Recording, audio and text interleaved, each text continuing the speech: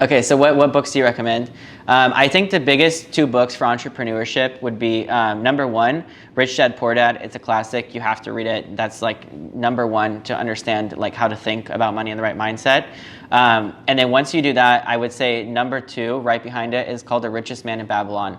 One of my mentors, when I was like 18, 19 years old, gave me this book, and he said, read it. And basically what it tells you is, everyone will give you advice. Every single person will give you advice. Your mom will give you advice, your dad will give you advice, your best friends will give you advice, your boss at the cheeseburger shop that you work at will give you advice.